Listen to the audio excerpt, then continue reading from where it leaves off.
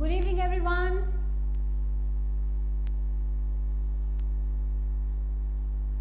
How are you all?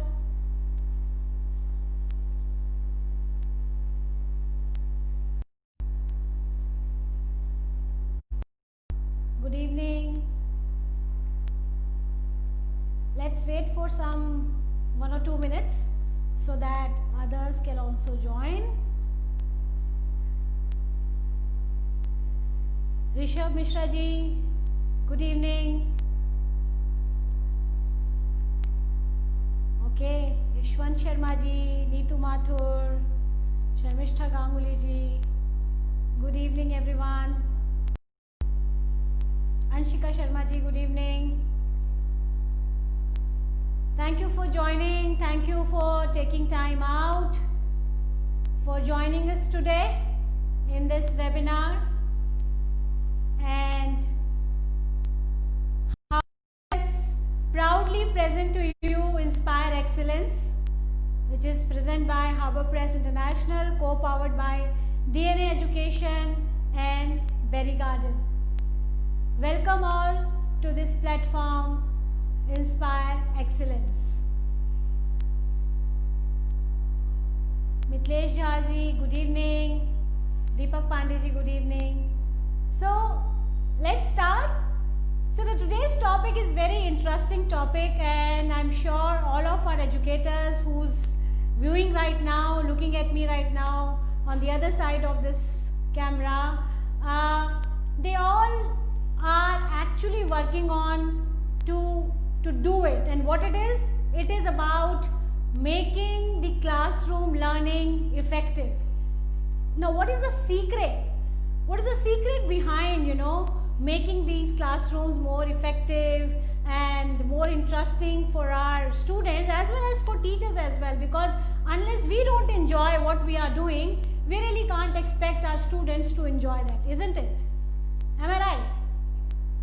So it's very important that as a teacher, it is our, duty, responsibility to make learning happen in the classroom, as well as to make our classroom interesting side by side when we are imparting knowledge.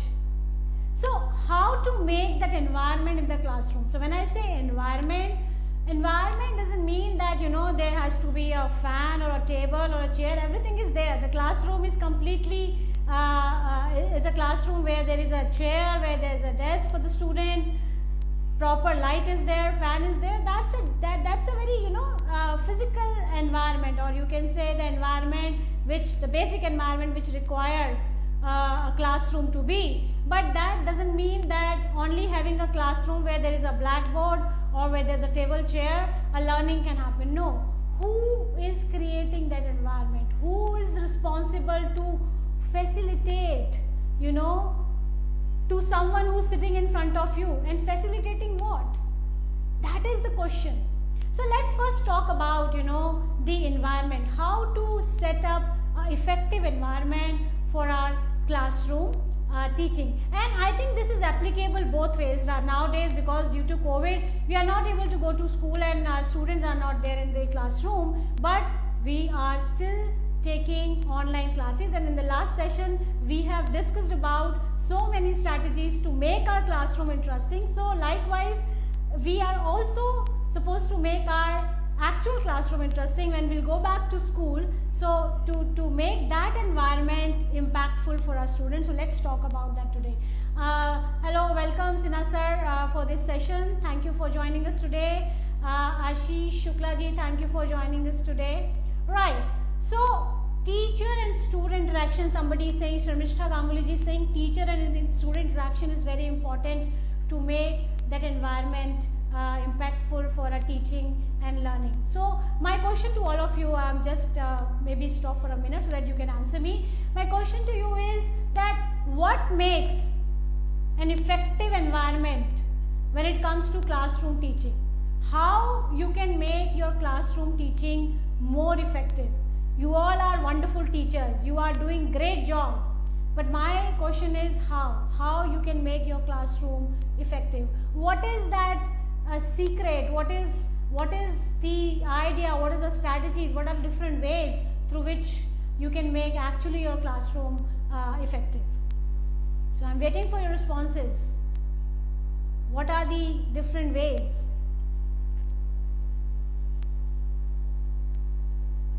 Okay, I'm starting getting responses now. Okay, good evening. Lot of good evenings are there. Thank you, Hashmukh Patel ji. Thank you, Vivek Yadav ji, for joining us today. So, what is the thing? Yes, joyful learning. Manjeet Kaur ji is saying joyful learning. Yes, joyful learning is very. One should enjoy. The student should enjoy. When we relate real life with study, yes, real life examples. True. Deepti Sharma ji is saying live interaction with student, learning while doing. Yes, very important. Experiential learning, learning while doing. Then by teaching through gestures, okay, gestures, the body language, that's very important, okay. Rupanjali ji is saying, okay, good evening ji. Rupanjali ji, my question was that how you can make your classroom environment more effective. Okay, so let's talk about, I think you all are suggesting very good ideas, share personal experiences, alright. Okay, so when I say making an impactful environment, what does it mean? It means that an environment should be such where there is no fear in the mindset of the student that if I am not able to understand anything what ma'am is teaching me or what the teacher is telling me, I have that courage to raise my hand and say, ma'am, I'm sorry, I'm not able to understand. So that sort of environment has to be there, an environment without fear, an environment without fear of, not fear from a teacher, the fear of raising up the hand and asking question, whether it's a right question or whether it is a wrong question or whether am I asking the correct question, that is more important. Because unless if the child is still thinking that whether it is right or whether it is not, he is not gonna raise his hand or ask question from you. So that sort of environment has to be there, which should be fear free, where he or she has that belief in himself or herself that I am not gonna be judged. मुझे judge नहीं किया जाएगा. The teacher is not gonna judge me on the basis of what I am asking. Yes, Sharmishta ji, you are right. Friends with student. Yes. We have that sort of relationship with our students. So for that I'll suggest 4C. Now what are these 4C? The letter C. Can anybody tell me what are those 4C to set up a beautiful environment for our classroom teaching? What could be those 4C? One of the C I have just said. Yes. Deepti Sharma is saying fear of asking. True, yes, it is there. So what are those 4C? Hetal Shaji, good evening, good evening. Thank you for joining us today. Manju Sharma ji, required friendly environment, yes. Sakshi Kasana is saying communication. Yes, communication is very important. Without communication, no classroom teaching or the learning process can be possible. Yes, it is true. Namaskar Anju ji. From a bond with the student and with their trust. Rupanjali ji is saying that with a bond, yes. Now I have another word with that, that's a very correct. So when I say 4C, the first C is connect. That is very important. Unless there is no connect between you and the student, no learning could be possible in the classroom. That connection is important. And how you will make that connection? Now the next question is, that connection to be made at the very first day when the session starts, you have to set the tone of the classroom. So you have to be enthusiastic, energetic, motivated enough that today I am going to take up this class, this is my first class, or I am going to meet my new student. The kind of energy, the kind of motivation you will show to your students, the same you will get from them. The same wavelength you will get from them. So that connection is important. And how you will make that connection? There are so many ways to make that connection. One is a proper eye contact with the children.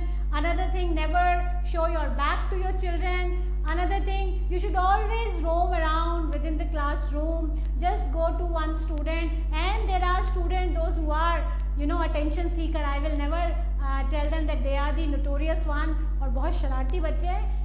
Whenever a child in the classroom is disturbing the class, the whole idea of the disturbance behind that whole idea is to grab your attention. And when he or she requires your attention, I would always suggest you should just walk slowly, stand with that child and just be there for some time. You can put your hand maybe on his head, maybe you can just have a good eye contact, look at on his book what he is reading or a notebook what he is doing. That kind of a connection can be done. So collaborative effort, yes, conviction, confidence, yes, all these are beautiful words you are giving me, very true. These all are things that are required when it comes to classroom learning and to setting up the environment. Now another C, after connect, once this connection is made, then whatever you are telling your students to do, whatever you are teaching them, they gonna understand. Now another important thing is after connect is the count. Now what is the meaning of count here? Count doesn't mean that 1, 2, 3, 4, 5, 6 or you are taking an attendance. Count means that you are actually taking care of each student who's sitting in your classroom without any discrimination. So somebody who's scoring 80%, 90% or A plus student is there, and somebody who is you can say a runner. I always say these students, runner, they always try to do and to come first. I never tell them they are weak students or they are below average. No, they are not. They're trying everything to come at par with all the students who are sitting in that classroom. So you have to count each of your student, and for that what you need to do, that whenever you are planning your lesson plans, whenever you are making your lesson plans, think from that perspective. The child who is a running child, who is still running behind, you have to think from his perspective, her perspective, that whatever planning I have in front of me, whatever lesson plan I am right now making, is it completely okay for even that student? Will he or she be able to understand what I am going to do or what I am going to impart? Is it taking care of that child as well? So what kind of activities I can take into it, what kind of explanation should I go by, or should I just go by audio visual aids and this and that? So that is important. So that count is important. You have to count each and every child sitting in the classroom. And the third one, which is very important, is the courage. Now when I say courage, what does it mean? The courage is not saying the child is standing and say whatever he wants to say. The courage, that is the fear, the child, the children, the student, those who are having that fear whether I am asking a right question or a wrong question, that fear should not be there. Or if it's not always about not understanding the concept, it is also about that maybe ma'am, today we don't want to study, maybe today we don't want to read, today let's do something else, let's have an activity, or maybe ma'am, let's today maybe through some games we can learn, or maybe today we would like to do a small skit or some role play, and we would like to just go outside and maybe we can. So that has to be there within your students, so that they can just tell you what way they want to study. It's not only that one way. There's not a one-way traffic where no more 21st century learning is no more a learning which is a teacher-centric learning. It's a student-centric approach. We all are following student-centric approach. And when we say student-centric approach, what does it mean? It means that we would like to our content or whatever we would like to tell them or teach them in a way in which way they would like to learn. And for that, what you have to do, you actually need to identify each intelligent who is sitting in your classroom. I am sure you all must know about that multiple intelligence concept, the Howard Gardner's theory of multiple intelligence. According to him, he said there are various intelligence sitting in my classroom, and as a teacher it is very difficult for me to touch base each intelligence in that 30 minutes of class. So what to do? So that you have to plan your teaching, or you have to plan your day, or plan your weeks when you are making your lesson plans in such a way where each child who's sitting in your classroom with different sets of mind, with different uniqueness of understanding or of his unique capabilities, based on those capabilities you have to actually include all those activities, all those exercises which can help the child to understand what you are teaching. So that is what the count is all about, and the courage is all about. And the last but not the least is the ultimate goal of education. I always say that. In the last session also I talked about it. So what is the ultimate goal of education? We have discussed this in the last session. Can anybody tell me what is the ultimate goal of education? The ultimate goal of education is the application of knowledge. The ultimate goal of education is application of knowledge, whether the learned knowledge the child is applying or not. That is the ultimate goal of education. I understand that the examinations are important, the scores are important, the percentages are important, but at the same time, the application of the learned knowledge is equally important as far as the percentage and other things are important. Yes, Divya Grover Araji, you are absolutely right. Application of knowledge is important. Salman Abir, thank you for joining us today, this evening. So that is important. And the last but not the least, I said, is to bring out the creativity in the child. Yes, Mr. Shailendra, you are absolutely right. The creativity, the last C but not the least is the creativity. We have to bring out the creativity in the child, you know. We are not supposed to, so for that what you can do, for setting up that environment to bring out that creativity in your children, what you can do, I have a small paper for you, just read through it and just let me know. So, I have written here something. Can you read this out? What am I? I am a type of property. I belong to all citizens. Citizens pay taxes to help pay for me. So what am I? Let the children start thinking about this question, what am I? So what am I? So who's going to give me the answer now? I am a type of property, I belong to all citizens, and citizens pay taxes, you know, they pay for me, to help to pay for me. What is it? Anybody? Anyone? You can guess, I am not going to judge, so no fear, have courage to say. What is it?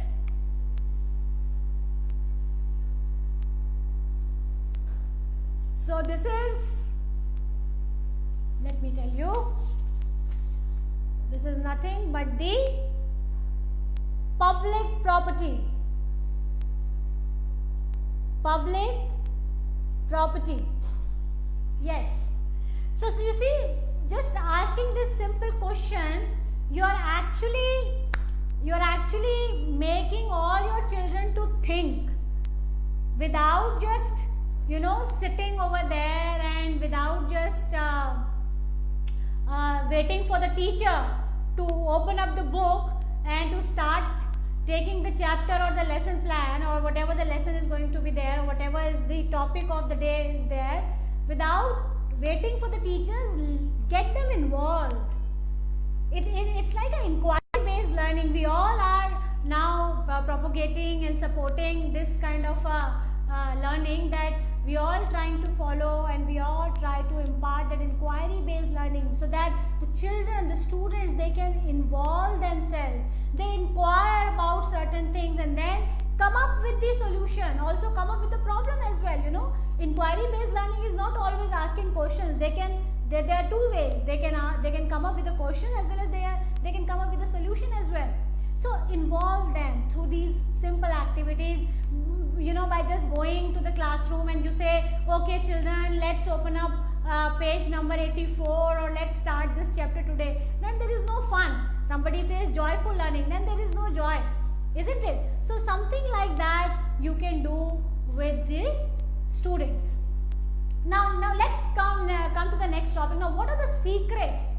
What are the secrets of making classroom more effective and impactful? Ankur Dhanoaji, thank you, ma'am. It's a great example. Yes, there are so many examples. It's just one I've asked. Now, let's talk about the secrets, the different, you can say the different strategies to make your classroom more effective. So, number one ingredient or the secret of making your classroom more impactful and more effective is, you know what? Is to bring out surprises in the class. You have to cover a lot of surprises. As many as surprise you can bring to the classroom. You believe me that children will definitely look forward to you for your next class.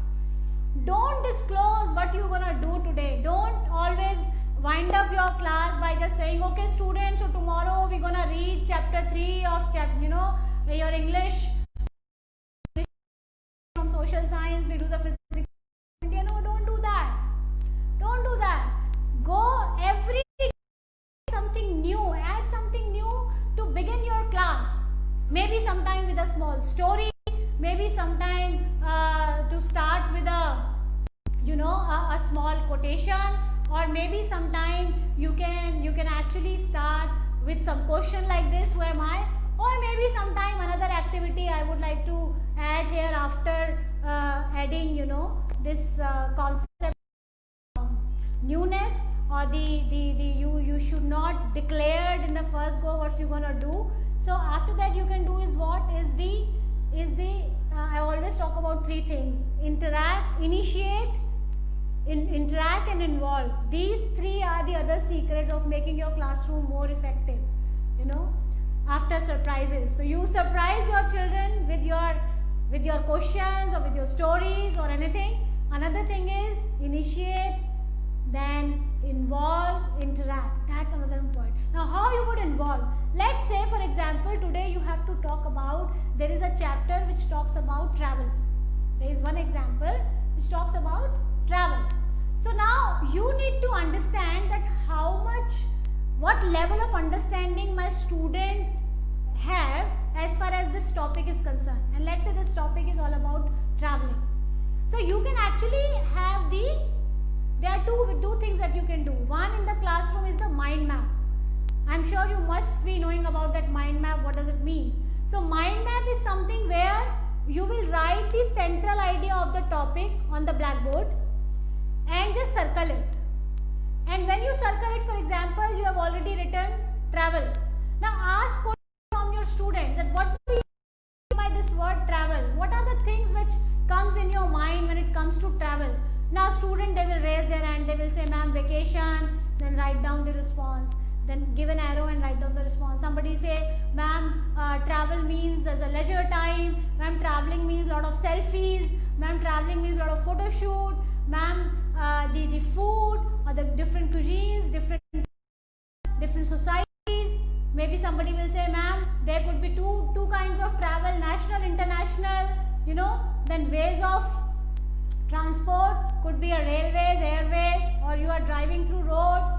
Then when it comes to travel, the travel to seaside or maybe mountains or the hilly areas, so many things, so many responses will come. And then slowly, gradually, children will also talk about when it's an international travel, maybe we require passport and so on and so forth. But there are few responses, I'm pretty sure, where you are expecting those responses as a teacher, but children are not able to give those responses.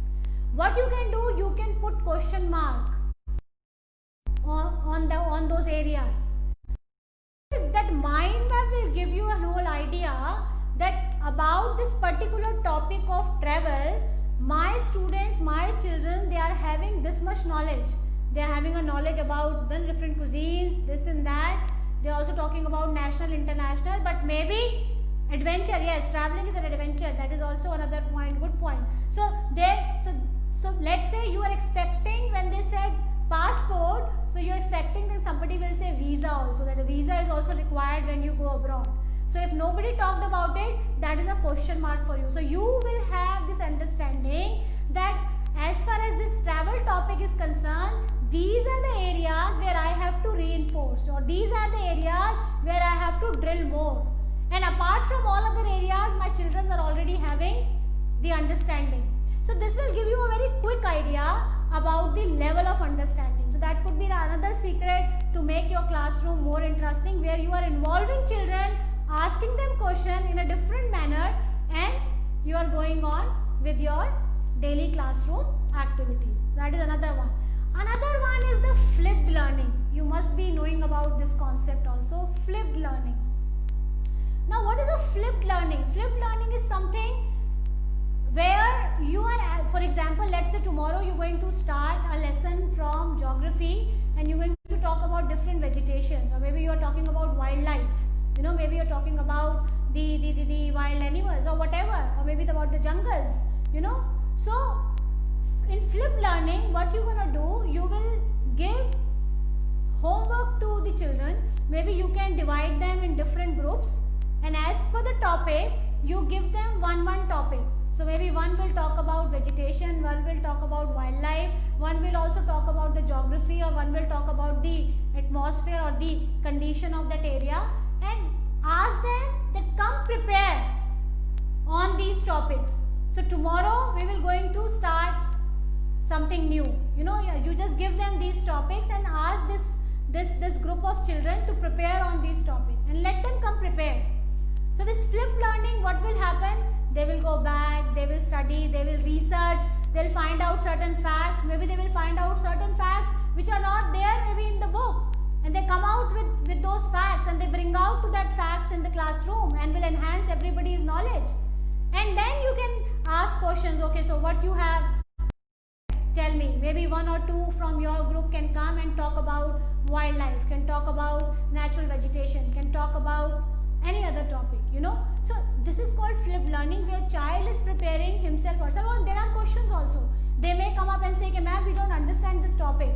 We only understood the meaning of it, but how to go about it, what exactly it means, what is the application of this knowledge, where we going to apply this, how it's going to help us. There could be so many questions will come. So that will give you another insight, the depth of the topic. You will get the depth of the learning as well, that how much they have learned from that flipped learning. Rather, you are starting a chapter, you make them understand this will how like this, or this will happen like that. You need to ask them to come prepared in that flipped learning. So mind map, flipped learning, having some new ideas every day, add something new, some activities. Now another secret of making your classroom more interesting is to have a good smiling face always. That's a very basic ingredient for anything. That's a very basic I would say feature of making your any classroom, whether it's an online classroom or your offline classroom. There has to be some sort of welcoming gesture on your face. We are not supposed to interrogate our students, we are supposed to communicate with them. Even if we are asking question, don't ask question in such a way where they feel threatened. Ask question in a communicative way. Ask question as if you are communicating with them. Okay, so what do you understand? Right? Yes, brainstorming. Absolutely right, Ganguly ji. Brainstorming is there. Talk to them. They should not feel that threatened, that I've been threatened by ma'am, or she's like asking me a question, maybe in anger or something like that, or maybe she's judging me on something where my peer group will gonna laugh on me after this question if I'm not able to answer it. So try to pose such questions in a communicative way, like you are conversing with them, like you are talking to them. That sort of approach has to be there. Now another approach is something where you can actually pose certain questions, open-ended questions, not the close-ended question. Try to ask open-ended question, whether you are starting up the chapter or whether you are completing the chapter. Try to have a recap of what you have done in the classroom in the form of open-ended question. Or maybe you can, probably you can give them a situation. So let's say, today focus is on social science. So let me just talk about a little bit about social science also. That let's say if you are talking about the revolt of 1857, So this can be done two ways, before you start the chapter or after, once the chapter is completed. Thank you Mr. Arup Banerjee for joining us today. It's a pleasure having you here. Thank you Ankit. Thank you. Deepti Sharma ji is saying agree, so that they can be more comfortable in participation and discussion. Yes, it is important. We should not have that communication, have that comfort level with your student. Okay, so I was saying that give them some situation related to the chapter. So let's say 1857 revolt is there, and Mangal Pandey is the main, I would say, iconic figure of that time. So maybe you can ask one child to become a Mangal Pandey and think from that perspective, and probably you can ask the child, okay, let's say if you would have been in place of Mangal Pandey and this was the situation, what would you do, or what would have been done better than this and that. Let him analyze, let him think about it, let him or her to be there. You know, it's like bringing back the history again in the classroom. And that is why our children, they feel bored when it comes to teaching of history. History is a very boring subject. No, it is not. History could be as interesting as any other subject you are teaching in the school. So this is up to you. This is up to facilitator like us, who facilitates such environment where we are making classroom so impactful, so energetic, so motivated, so joyful, that even you are teaching a history chapter, the children are enjoying it. There should be no more boringness into it. So bring out that history. Now how to bringing back that history? While creating that situation, while giving that situation. Another secret, I would say, is the wall, word wall, not the word wall, word wall, different words wall. How you will do it? Now what you can do, that whenever you are teaching any subject, whether it is English, Hindi, Sanskrit, social science, social studies, science, whatever subject you are teaching, you know what you can do is that last time I talked about writing skills, placing the paper on the wall, and there were so many queries, ma'am. Let's talk about something which could be applicable for senior classes also. So here is for all those queries, and here is the answer. Now for senior classes, what you can do, you can have a word wall. Now what is a word wall? You can place a paper, or maybe at the bulletin board or the bulletin spaces there in the classroom, place a plain chart paper over there, and you can write certain words which are related to that particular concept. Or maybe you can also write down just the the letters, maybe like G, A, let's say P, K, random letters. It's not that you have to go through the chapter first, random letters. And let's say you are teaching science and there is an important topic about air pressure, and A is there on the wall. Ask the child to write, whenever you are dealing that concept, beta write down the air pressure over there. The child will write down air pressure. Now another child will write the 4 main points of that concept of air pressure. Maybe you are teaching social science and talking about, the G is written over there, and the concept about globe. So after G, ask the child to write globe and write the 4 features of globe.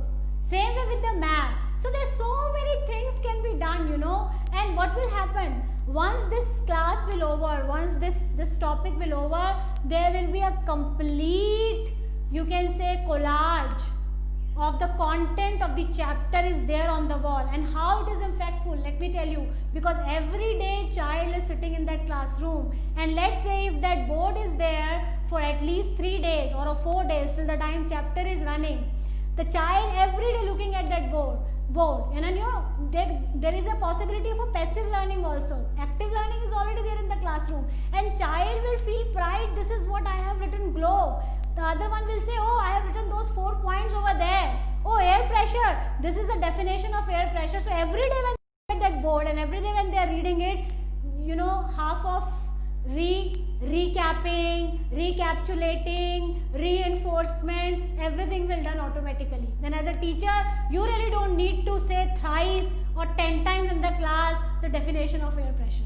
This could be done with English also, with grammar also. So many things are there. So have those word walls in your classroom. So these are the few ideas or the few secrets that you can actually imbibe in your daily classroom teaching, so that the children will get benefited out of it. As a teacher, it will reduce your time as well and your energies as well, but at the same time it will enhance the teaching learning process. It's not about that making you sit at one place and let the children do whatever they want to do. No, it's not about that. It's about involving children, because this classroom is as close to your children as close it is to you. So जो 50-50% का हमारा partnership है between teacher and the child, this can be done through this exercise where they are also equally participated. And once they start doing this, that they think that we are involved, we are getting involved in our day-to-day teaching. Ma'am is asking us so many questions and then she starts the concept. This will give them a boost. This will motivate them. And let's say if 10 students out of 30 are doing it, the another 20 will definitely, eventually, slowly and gradually will come towards that path. That they will also start saying, okay, ma'am, I also wanted to participate, because peer learning is the best learning. This can be done through it. Yes, Sharmishra ji is saying in grammar we can use emojis to teach them adjective. Yes, we can do. Yes, for the smaller classes we can do that. Why not? Yes, it is. So word wall is there. And then another important thing is about mindset. Is about a mindset. See, I am a very, very firm believer of aura. Every individual has an aura, and that aura is actually is full of energies. Now, what sort of energy you are having? That aura is comprising of that energy. So if your energy level is high, what will happen? It will transform the same energy to the classroom or to your student or whosoever you are meeting. Whether you are meeting your students or your teachers, whomsoever you are meeting, the energy level will definitely become high. That mindset, that passion is there. So when this passion is there, when this mindset is there, when this motivation is there, when this positive aura is there, ultimately this will reflect in your teaching and learning process. So that is also another very, very important secret of making your classroom very effective. See, making classroom effective doesn't mean that you are using a lot of charts, or you're using lot of graphs, or you're using a lot of audio visual aids. No, I think I should say there should be a balance between the two. As a teacher, we should not use too much of audio visual aids in the classroom, because what will happen, the attention span of the children to looking at the slide or a PPT maybe hardly for 15 or 20 minutes, and after that they will feel asleep, or maybe they can look here and there. So there should be a proper blend. Maybe you can show on a PPT maybe a main topic or maybe some graph related to that concept, and rest give it to the student, ask them certain questions. So for example like this, so there could be storyboards, another example, especially for social science. I am focusing here today on social science, so that's why I am talking about it. You can create storyboards. Storyboards like the one which I have just used. You can have such storyboards, maybe 3, 4, 5, 6, and you can ask your children to prepare those storyboards tomorrow, and let them take the class today. You become the student one day. Maybe you can give each group a day to complete the lesson. The lesson is simple. Let's say if you're talking about the physical division of India, let them create storyboard. Maybe they can maybe create at one on a one board the Himadri or the Himachal or the plains. Let them talk about like this. Let them talk about the topography of it after that. So you can actually tell them to maybe on a topic, maybe they can create 5 storyboards, or maybe they can create 10 storyboards, and there is no restrictions of making those storyboards, whether they should make it with crayons, maybe with simple pencil, maybe with simple pen. The whole idea is that the concept, whatever they are showing on that board, should be transformed to the others. That is the whole idea. Let the creativity come out within your children. Believe me, then you don't require any slides to show in the classroom. The slides are already there in the hands of all the students. So maybe one group can introduce the chapter, the next day, next topic can be introduced by the another group of students, and the third day, and that's how you are actually involving each and every child. Even the runner child, not the weakest child, even the child who's still running to get far ahead with the others, he will also get involved, she will also get involved. Even sometimes what happens in peer group learning, what happens? when the two are speaking, let's say that the two talk about two lines, maybe the third one who's not able to say anything, 2 points, they may repeat the same, line. At least he speaks something, at least she speaks something. So actually there are students who doesn't speak in the classroom. That is also another problem or that challenge we face as a teacher कि कुछ बच्चे ऐसे हैं जो बोलते ही नहीं हैं, आप कुछ भी करा लो.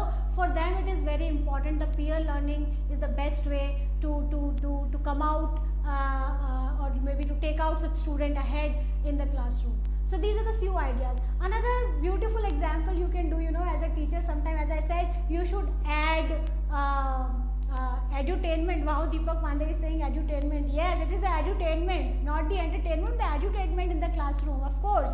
So I was saying that sometimes, you can also go in the classroom not in a traditional way like we always enter in the classroom with maybe having a register or our attendance register or maybe some books in our hand and we go to the classroom. Sometimes you can go with a bowl of water. Now you will also surprise why I am saying.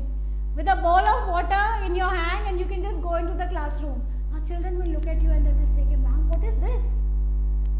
Okay, can we include, there is a question, I'm sorry I'm interrupting here. Dipti Sharma ji is saying, can we include, inculcate storyboards in art, integrated learning? Yes ma'am, we can do, why not? It's all up to your creativity how you can do it. Storyboard can be used in history, civics, geography, English, any topic you would like to convey in the classroom. Okay, so I was saying bowl, a simple bowl, you just go with that. Now the children will look at you and they will say, what it is? Why ma'am has come with this bowl? Ask questions. So what do you think? Why I am here with this today? Ask this question from children. There will be so many funny answers will come, lot of responses will come. Humor is there. Now humor is also another secret ingredient of making your classroom effective. You have to add sometime humor also. Not always, but sometime, yes. Please add that humor into the classroom. So that's one of it. Then maybe you can place that bowl on the table and shake the table a little bit. What will happen? The water will spill out. When the water will spill out, then you can ask student, did you observe what I did? So what had happened? Somebody will say, ma'am, pani bahar gir gaya. You actually messed around the table. There's a lot of water spilling in the classroom. So many questions, so many replies will come to you. But actually, you can say, beta, this is how tsunami occurred. This is how tsunami comes. It's an example of tsunami, and then you can take details. Whenever there is a fluctuations or disturbance happens in the beneath the water level, and then because of those frictions, because of those movement of the plates, the water start coming out like that. So this is how one way of doing it. Another way maybe, for example, let's say you have to talk about wildlife in the world. You just give this homework to your children that tomorrow each one of you will at least list down wildlife sanctuary which are there in India or maybe in Africa or maybe any other country. You can give the name, or maybe you will just focus only on India. How many wildlife sanctuaries are there? How many bird sanctuaries are there? List them down. Give some details about them and then discuss in the classroom. For example, let's say if you have to talk about water cycle. Now I am giving another example from social science only. This could be a science topic also. Let's say if you have to talk about water cycle, so how would you start the class? Can anybody give me the response quickly? Maybe Deepti ji or maybe Ganguly ji, Sharmishta ji. Can you give me the response very quickly that if you have to start a chapter, let's say on water cycle, how would you start the class? Or anybody else is more than welcome to give reply on that. Let's say if you have to start a chapter or a topic about water cycle, how would you start the water cycle? What would be the first question you're going to ask from your students? It's an inquiry based approach. What it should be? Okay, maybe meanwhile I am getting response little late, so let me tell you. You can ask them a question, how did rain occur? Yeah, what will you do to make it rain? What is the process of raining? You can ask such questions. So basically, now I am taking children from the concept of water cycle what should be the knowledge my children should have to understand this concept of water cycle? First they understand the rains, then only they can talk about a water cycle, or then they can also understand about the level of water, the water level, and then the cycle. So basically I am taking them back behind, you know, or maybe beneath the topic which I am talking about. So now they will come out with different, they maybe ask you a question, ma'am, how rain occurs, then you can talk about precipitation, and you can talk about how water vapor up, goes up into the sky, and then you know it's turned around into, and how it ultimately it's rain. And when there is a rain, then there is a water level up. Then you can also ask one question from your student, why we always measure rains in what? Water level. Inches में आप millimeters में उसे नापते हैं ना? Why?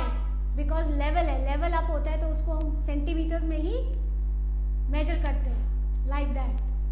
So why not in liters? Somebody say it's a water, it's liquid. Why don't we measure it in liters? So it's centimeters, because it's increased centimeters by centimeters to inches. So you can ask so many questions. Maybe you will ask them that whenever you come across to a bridge or a dam, you must have seen a meter, you can say scale over there. Why it is there? Ask such questions, because you know that is very important. Now another secret is that whenever you are quoting examples, quote examples which are from their daily life. The examples which they look around everywhere, the examples from where they learn every day. Try to have such examples in front of them and try to relate those examples with the concept that you are teaching, and also tell them what is the relevance of this education in your life. So let's say if you are a social science teacher, ask this question to your student, why are we studying social science? Why do we study social science? Or what do you understand by social science? Or if you are an English teacher, ask them, why are we learning English? Question them. Let them realize that if they are sitting in that classroom, they are learning a concept, what is the reason behind? Why I am learning this? And as a facilitator, as a teacher, it's your responsibility and a duty to tell them that why you are learning. So for history, for example, I always, when I was a teacher, when I started my career as a teacher, I was teaching English and social science. So I always tell my students, you know, that unless you will not understand your past, you cannot understand your present. So to understand the present, who we are, where are we living in a society, this is what the government is all about, we are living in a democratic country. From where these words have come from where this democracy has come, what kind of a society was there when we were not there. You know, our forefathers, they lived in this country, what kind of a situation was there, what is the pre-independence era and the post-independence era, what are the changes has happened. Today we are seeing so many heritage of India. Today we are seeing Red Fort, we are seeing the Taj Mahal. Live examples. I was talking about the live examples, the daily life examples that you can give to your student when it comes to everyday teaching learning process. Sorry, there was an interruption. Those who are joining right now, there was some technical glitch was there and we got disconnected, but I am here again. So this was the whole idea of about today's topic. We talked about various strategies of making our classroom more meaningful. We talked about different secrets, whether it's a secret of surprises, whether it is a secret of humor, whether it is making your classroom a little, I would say, without disclosing what you're going to do today, and of course bringing smiles. Everything counts when it comes to setting up the environment. And of course we have taken few examples from social science, how we can make social science more interesting when we make them realize that what is the importance of this topic, why are we studying history, why are we studying geography, to understand the different geographical condition of your country, and of course comparing other geographies. See, I always say through books we can do a world tour, you know, and social science is one subject which can actually make me travel the whole world. I am not only learning about my country, but I'm also learning about the culture, the society, the various customs of other countries as well. So especially social science is such subject which is actually taking you to that world tour. You can actually have a world tour through that subject. So from very primary classes to middle to senior, as far as the level will grow, your I would say destinations will also move forward. So maybe in primary classes we only talk about our societies, then we go to nations, the country, then from country we talked about other countries. When we go in our senior classes, we talked about First War, Second War, we talked about various theories, Nazis, Lenin, what they have said, First World War, Second World War, so many things. We talked about constitution, we talked about different kinds of democracies, different kinds of the government. We also know about our rights, our duties. So this whole I would say this whole subject of social science or social study is basically making your student more aware. It's making them, I would say, you are making them global citizen through this social science. So that is the whole idea about teaching social science. So you should always ask this question, make them realize why they are studying it, why are we reading civics, why do we read economics, why need to we understand history. All these things are very important. Be communicative, let them involve, give them projects, give them topic, and give them a space to fail. That's very important. Give them that space to fail. Let them fail if they are fail in doing certain tasks. I'm not saying failing in the class. In doing certain tasks, let them fail and let them come up with lot of questions, with lot of inquiries to you. And that's how you can actually learning from your student, as well as you can also give what you want to convey or what you want to tell them about that particular topic. So thank you very much everybody for joining, and thank you coming back again, those who have just come back. So stay tuned. We'll be meeting every Wednesday on this platform of Inspire Excellence, presented by Harbour Press International, co-powered by DNA Education and Berry Garden. It's lovely meeting you all. It's lovely reading everybody's comment over there, and I appreciate everybody's participation over here. Thank you so much for watching us today, and stay tuned, stay safe, keep smiling, keep your spirit high. We'll see you next week, same time, 5 o'clock at Inspire Excellence. Thank you very much. Bye-bye for now.